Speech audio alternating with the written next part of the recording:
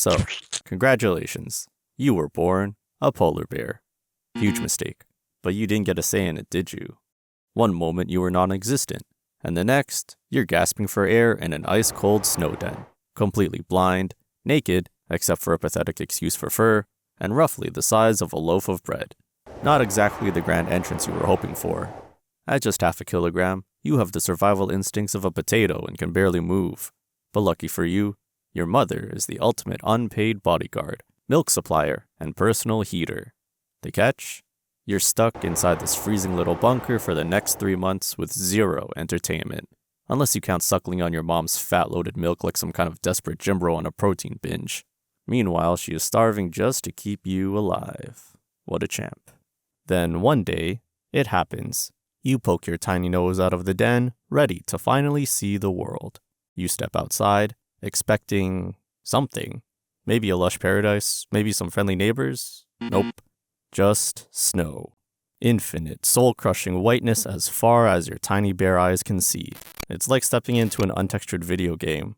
Still, it's exciting in the way that a prisoner might feel when they are first allowed into the prison yard. You wobble around, tripping over your own legs, while your mom watches you like an overprotective parent at a playground.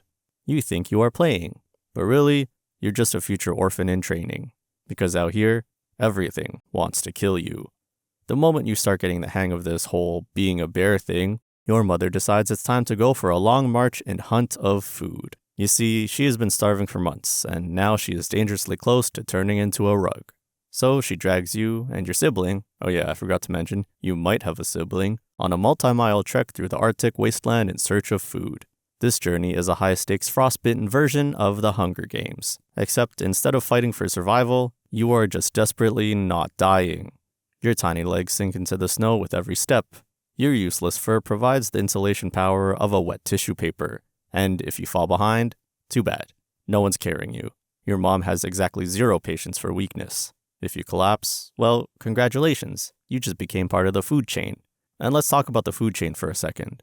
You're at the very top of it. That should be a good thing, right? Nope. Being at the top means you have zero backup options. Lions can eat zebras. Wolves can eat deer. And you have exactly one option. Seals. And even finding one is an absolute nightmare. Thankfully, your mother knows how to get them. You watch in both horror and admiration as she rips it apart like a wild beast, which, to be fair, she is. Blood splatters onto the pristine white snow, and what do? You bite into it like a starving man because this is really the first real meal of your entire existence. For the next few years, this is your life.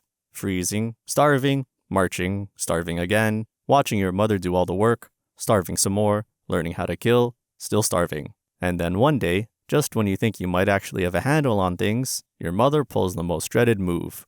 She abandons you. Congratulations, you're officially alone. Now you have one job. Don't die.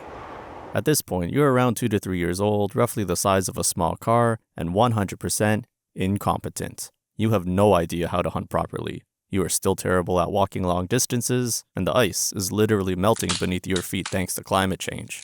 Your only chance at survival, trial and error. First attempt. You see a seal chilling on the ice. This is it. Your big moment. You charge in, ready to land your first kill. It sees you immediately and is gone before you even blink. Second attempt. You try the whole wait by a breathing hole thing. You sit and sit and sit for hours. Then movement. A seal finally pops up. You swipe and miss. Third attempt, same thing, another failure. Fourth attempt. You are so hungry you start considering eating snow. Fifth attempt. Finally success. You kill your first seal. Barely. Sloppy form, no style points, but it doesn't matter. You eat like a deranged lunatic because your body has been running on fumes for days. And just like that, you're officially a teenage polar bear. Which means you are basically an Arctic hobo wandering the ice trying not to starve and occasionally getting bullied by other bears. And talking about other polar bears, they are not your friends. At best, they ignore you. At worst, they eat you. That's the way of life around here. If a bigger, stronger male bear spots you and decides he's hungry, game over. So you spend your days avoiding danger, hunting terribly, and coming to terms with the fact that your entire life is just a long, drawn-out survival challenge. By the time you reach 5 or 6 years old, you are finally getting the hang of things. Your body is enormous. You can swim for literal miles without stopping, and your hunting skills have graduated from absolute joke to barely passable. You've made it.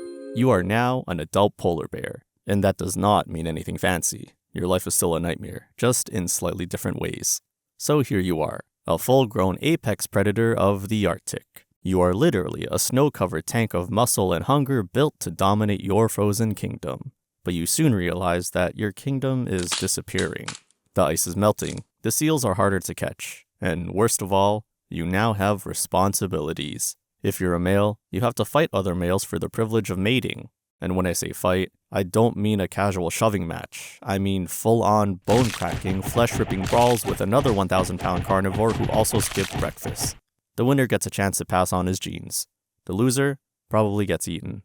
If you're a female, you probably had one sneaky link, got pregnant, and immediately regretted it. The moment you conceive, your body activates starvation mode. That means no eating, no hunting, no anything until you give birth. And just when you think your life could not get worse, you start aging. Seals are no longer the easy kills they used to be. The ones that survived your generation of ruthless hunters have evolved into elite escape artists. They hear you before you even arrive. For the first time in your life, you begin to consider alternatives. You sniff the wind, following a scent that once repulsed you, a rotting carcass already swarmed by gulls and scavengers. Once, you would have turned your nose up in a disgust at such a pitiful excuse for a meal. But now, you sprint toward it like it's your favorite meal. Unfortunately, you're not the only one with this bright idea. A younger, stronger bear emerges from the white haze, his fur thick, his muscles still full of life, and his hunger just as severe as yours. He doesn't care that you got here first. He doesn't care that you're older, more experienced, or possibly moments away from collapsing. He cares only about survival. A fight would be suicide. You know this, he knows this. He roars anyways, making his intentions clear. This is his meal now. You can either fight and die now, or walk away and die slightly later. So you leave, your empty stomach gnawing at you, your once mighty frame dragging through the snow like an exhausted ghost. At this point, there's only one direction to go: inland. It's a dangerous move. In fact, it's a desperate one. You were never meant for solid ground, never built for forests or human settlements, but hunger has stripped away your pride. You stumble upon a distant scent. Food. Not the kind you're used to, but food nonetheless. A pile of human garbage, piled high with unknown artificial delights.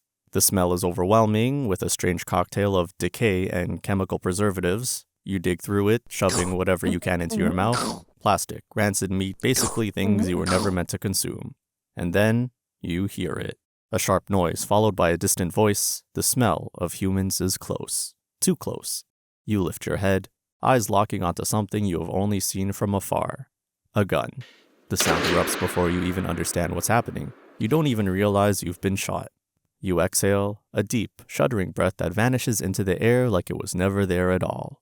The scent of gunpowder lingers, mingling with the distant salt of the sea and the faint traces of blood. Your blood. Your body is tired. It has been tired for a long time, so your eyes close and it's now time to rest forever.